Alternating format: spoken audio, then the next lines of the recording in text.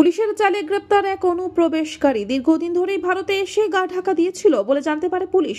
এরপরেই গতকাল মধ্যরাতে নদিয়ার তারাইপুর থানার অন্তর্গত আরকিসমা খেলার মাঠে অভিযান চালায় পুলিশ। এরপর অর্জুন হালদার নামে এক যুবককে গ্রেপ্তার করে। এই ঘটনায় একটি সুনির্দিষ্ট মামলা নথিভুক্ত করা হয়েছে পুলিশের তরফে। আপনার নাম কি? আমার নাম অর্জুন হালদার।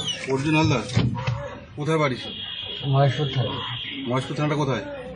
মহেশপুর থানা ঝিনাইদহ জেলা। আপনি এসছেন কোথা থেকে? কোন কোন কোন দেশ থেকে?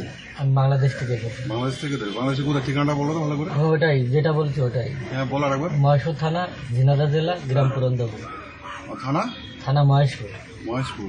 এখানে কোথায় এসছেন? এটা এখানে বাবা মুরব্বী হয়ে আছে, মানে হ্যাঁ। খুবই খারাপ অবস্থা, এই জন্য আমি ঘুরতে এসেছি। 25-30 বছর এসেছে, মনে করেন না থাকার অবস্থা, এই কারণে আমি এই পথে এসেছি। ওখান থেকে আসতে কি কারণের জন্য? আমি বাবার দেখতে এসেছি, বাবার শরীরটা খুবই খারাপ, এই কারণে। বাবা 25-30 বছর ধরে এসেছে। বাবাকে দেখতে? হ্যাঁ, বাবা এখানে আছে। ধৃতকে আজ তোলা হবে আদালতে। তবে ধৃত অনুপ্রবেশকারী বাংলাদেশ থেকে ভারতে কিভাবে প্রবেশ করেছিল তা সবটাই উঠে আসবে পুলিশি তদন্তে। নদিয়া থেকে মাধব দেবনাথের রিপোর্ট, আনন্দ বার্তা।